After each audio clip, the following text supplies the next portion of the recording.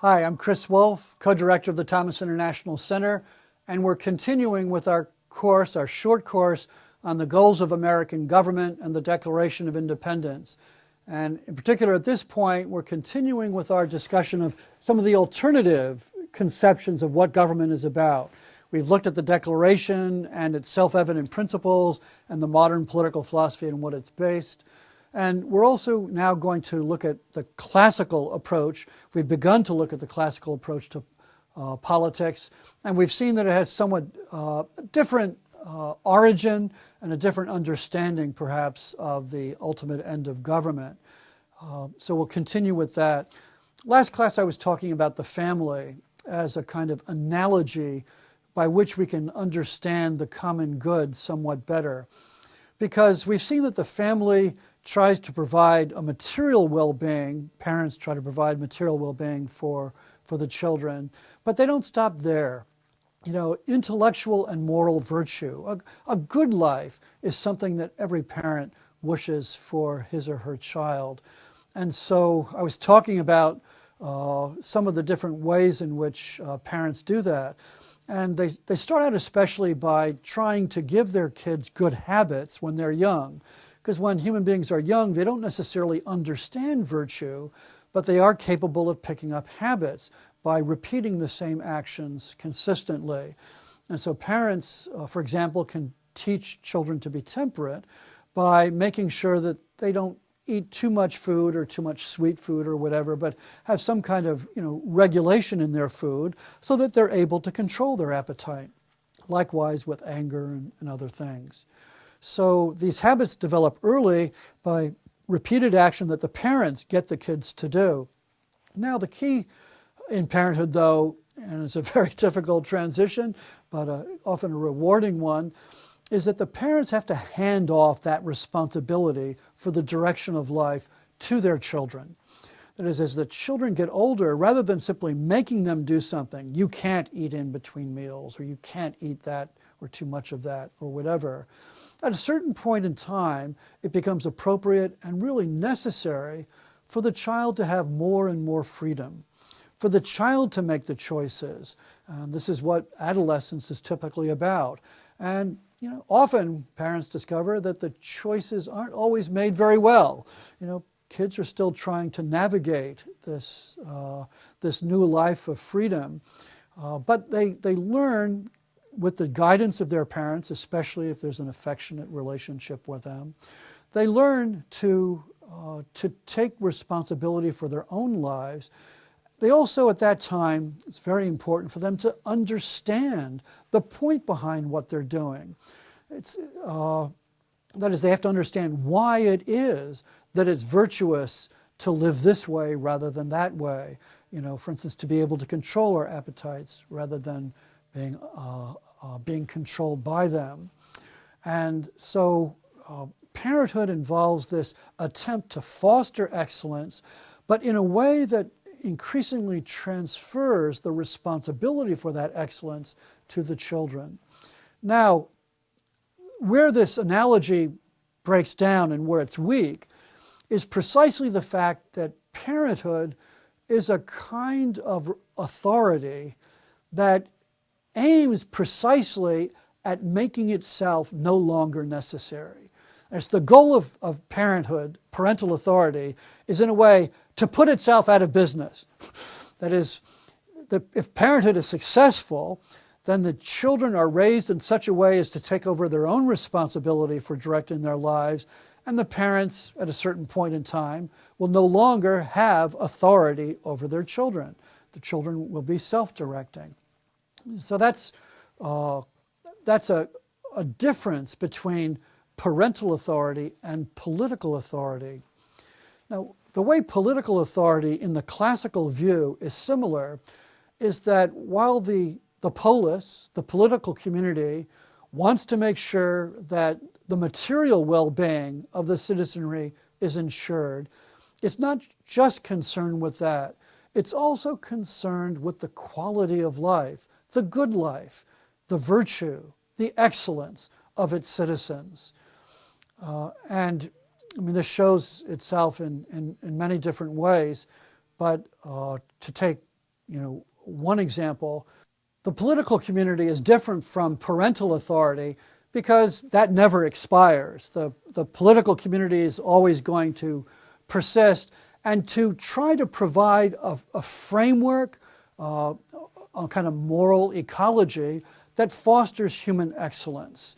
And like parental authority, the political community doesn't want to just coerce people into being good. The classical world didn't think that it was simply a question of forcing people to be good. The political community was trying to foster an atmosphere in which people could recognize human excellence and strive for human excellence, and that meant, moral excellence as well as, different other kinds, physical excellence, for example. So the political community would certainly want to avoid what you might call infantilism on one side, that is, reducing the community to children by just making them do a certain thing. The political community, like parents, wants to form its people in order to be good, self-directing people. But in a way, it never goes out of existence. The political community is always there in the background, providing a framework which helps people, assists them in pursuing an excellent human life. Moreover, the classical political thinkers thought that you could judge a community precisely on the basis of the way of life that it tended to encourage. Of course, at the time of the original thinkers we're talking about, Socrates and Plato and Aristotle, we're talking especially about the city-states of Greece, relatively small, somewhat more homogeneous communities, where it was in some ways easier to see a specific way of life. And you could say that you could identify different cities by the ways of life that they encouraged. So for example, Sparta had a very definite way of life. It was a way of life oriented toward military virtue, toward courage especially.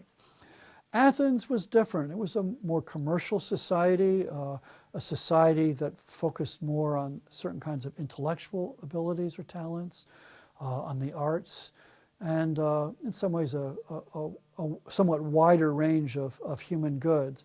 But that Athenian way of life was, like the Spartan way of life, something distinctive. And you might judge a particular community, a polis, on the basis of what kind of life it encouraged people to live, what the dominant way of life of the community was. And so that's the first analogy to kind of get across what the common good is. Just as the family is concerned not just about the material well-being, but also the moral quality of the life of its children, and especially that they become virtuous, self-directing adults.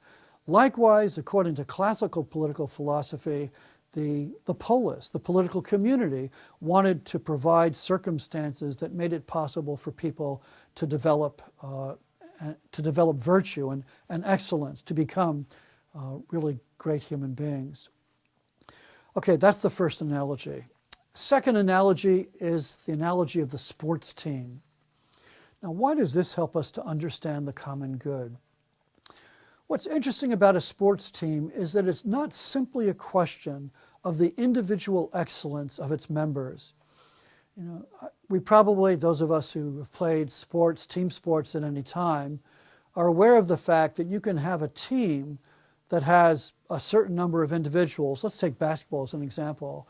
A team that has 5 individuals who are outstanding in their individual basketball talents, their shooting, their rebounding, their passing, their defense, so forth. And yet, we probably, those of us who have played a sport like that, recognize that sometimes a team with 5 really great individuals ends up not being as good a team as another group of 5 individuals which may not have quite the individual talents that the first team has, but they work more effectively as a team together. And that teamwork can sometimes, cover over or exceed in its results the individual excellence of the members of the team. Another interesting thing about the sports team is that it has two purposes which aren't necessarily opposed, but they're analytically distinguishable. The first and obvious thing that a team aims for is victory. In a given sport, there's a way you win, that you come out on top.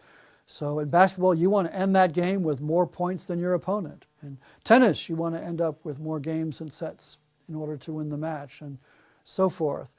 So the extrinsic goal, you might say, of a sports team is winning. That there's this goal of achieving a certain external goal, which is winning the particular contest. There's another dimension, though, of sports as well, and that is simply the intrinsic goal of a beautiful performance, of producing an excellent form of activity. And so it's interesting, again, those of us who have played sports might think back to times when, let's say, we played a basketball game and we won the basketball game, but maybe we did it against a team that wasn't very good, and the actual quality of our play during the game wasn't all that great. Whereas we can look back on another occasion and we had a very hard-fought struggle against another team that was really good, and in the end we lost. So in a way we failed to achieve the extrinsic goal of winning the game, and yet we played really well. We were participants in this really, really fine game. And I guess most of us, I think, in those positions would be much happier playing the game where we eventually lost but played really well, played a really great game, rather than winning a game but doing it against a weak opponent where the quality of our play is not all that great.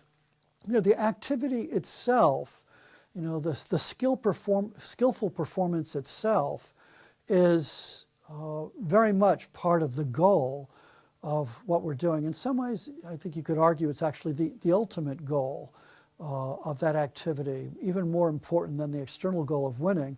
Although, of course, the excellence is connected with the goal of winning. That's partly how you judge excellence, right? That you have to do the things that are necessary to win.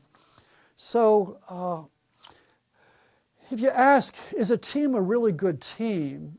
You don't look just at the component parts of it, just at the individuals. You look at the way the team works together, and you look at the quality of their common activity together. And that, again, gives us some sense, I think, of what a common good might be. That it's not just the sum of some individual goods, the sum of the talents of the individuals. It's also the way everything meshes, the way it fits together, and the ultimate whole that it produces. Now, how does this get reflected in politics? How is it that excellence or virtue becomes a central feature of political life? Well, let's take some examples. Certainly in Greece, one of the major forms of common activity in which virtue was outstanding was war. It's a lamentable fact of life that so often such great virtue is shown in an activity that can have such baleful consequences for human beings. War is something that, in general, we would like to avoid if we could, because it involves terrible harms. But it's also undeniable that it is an occasion for an arena of a theater of extraordinary human virtues, which call forth our admiration for people and the way they live their lives.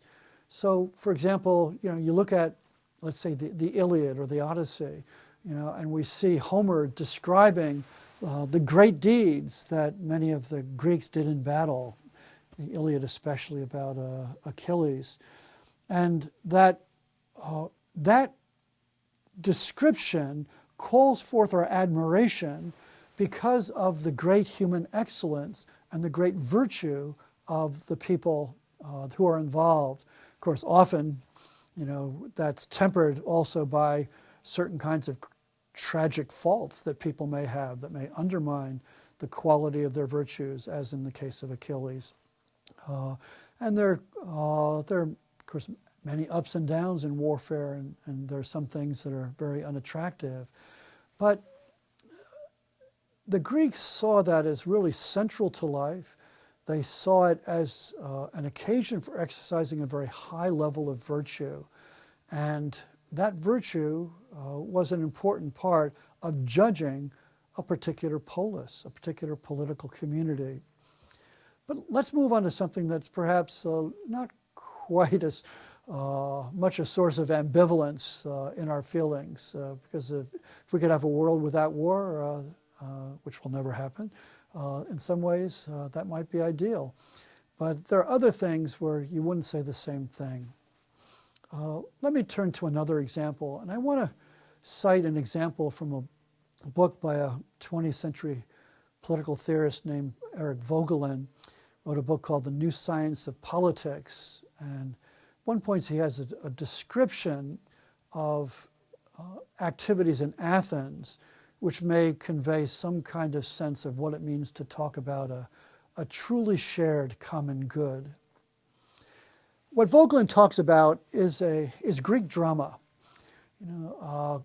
We know there are great Greek dramatists like Aeschylus and Sophocles and Euripides, and he focuses on Aeschylus's play The Suppliants.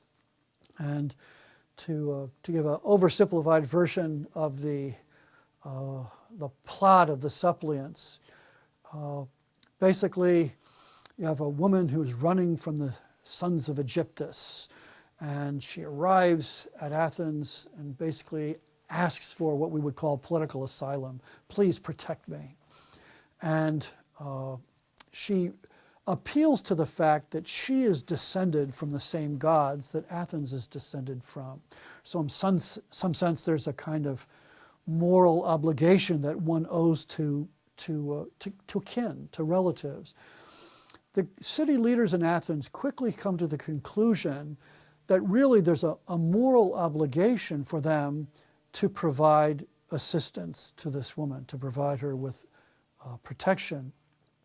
And yet, they also recognize that, hey, there are armies, coming after her, and protecting this woman might actually endanger the very preservation of the polis, as it's possible that, these armies might wipe out the polis.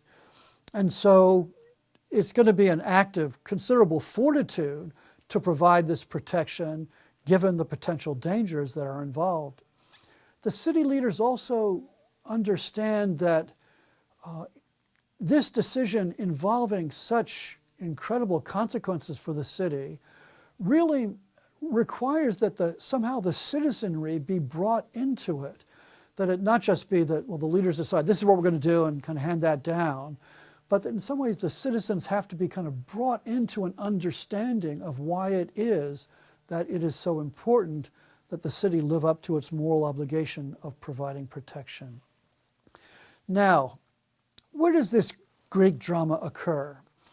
Well, as we know, Greek theaters were a kind of public activity. There'd be these public competitions in which different dramatists would write plays, and then there would be judging and prizes. And basically, all the cities would go down to the theater. And the theaters were very ingeniously constructed. They didn't have microphones and amplification, but they could still build a theater in such a way that if you stood in one spot on the stage, you could speak very softly and still be heard throughout a large theater. So Voegelin talks about the public life of Athens. One element was that all the citizens go down to the theater, and they sit there and they watch the theater together. They watch a play like The Suppliants. Now, we all know what it's like to watch a really good movie, a good play, a good TV show. It's something that tends to suck us in, to draw us in, so that, for example, when we see a bad guy portrayed, we're angry at the bad guy. We don't like him. When we see somebody noble portrayed, we feel, admiration at the nobility of that person. It draws us in some ways, our souls partake of the action of the drama. Now note, when the citizenry of Athens all go down to the theater and watch the suppliants, they're all being pulled into the really interesting action of this drama. The appeal to the city, the danger that poses to the city, the sense of moral obligation about exactly what to do in these circumstances, the effort to persuade others in the city that the just thing to do, what decay demands, is this rather than that. The people are all kind of drawn into that action. And of course, as with, if you come out of a good movie, you just naturally start talking with the other people you went with, about, well, what about that, and what about that? Or, wasn't that interesting? Well, I didn't think that was so good. Didn't think that was right. You get into a common discussion of these really important human issues, such as issues of justice. Now, what we have going on here is a political community sharing in what you could consider a perfectly shareable good. If it were a question of the grain in Athens, the grain can get divvied up. One family gets its share, another family gets its share. You have different material things, but ultimately it ends up being divvied up. In the case of an intellectual and moral good, the intellectual good of reflecting on these important issues, the moral good of, orienting your soul toward justice, there's no sense there that you're simply divvying up. In grain, if one family has more, another family has less. If you're talking about intellectual and moral goods, everybody can share in those completely. The fact that somebody has a deeper share of intellectual virtue doesn't in any way mean that somebody else has to have a lesser share of it. It's one of the striking things about this kind of common good, the common good that involves material things, and especially a life of virtue, a life of human excellence, especially human intellectual and moral excellence. So this gives us some kind of sense, perhaps, of at least what the higher aspects of classical politics were. One thing I should mention in passing here, by the way, is we're talking about the theorists of politics. We're talking about Aristotle describing a goal. I'm not saying that this is the way that politics was actually conducted in the ancient world. In fact, if you go to somebody like Plutarch, who describes, the actual historical events and the characters, usually pairing a life of a great Greek statesman with the life of a Roman statesman, the thing you're struck by is how much is awful in that classical politics. When we talked about backstabbing in Greece, we meant it literally. In the United States, backstabbing usually means that somebody loses a position. It doesn't mean you actually have a sword going in your back. In Greece, the sword going in the back was actually a rather common thing.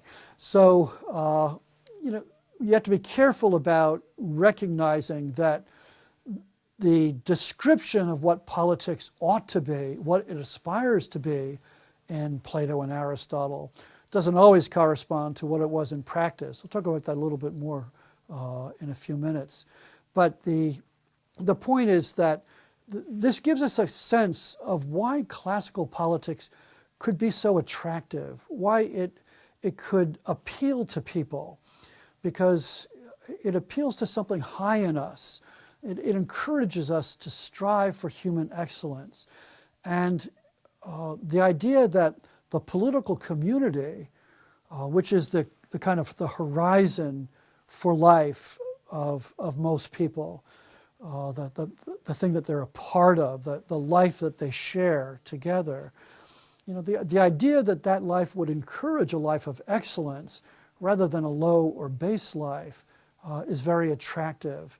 And that's what Aristotle and other classical thinkers argued politics should be about. It should be about achieving a higher way of life, that the common way of life of the community should involve more human excellence. It should foster human excellence. And that's a very attractive goal in many ways. Okay. Now, I have to talk now a little bit in the next class about how that changed with the coming of Christianity, how that was modified, and then ultimately why it is that the classical and medieval conception of politics gave way to a new and distinctively modern understanding. Thank you.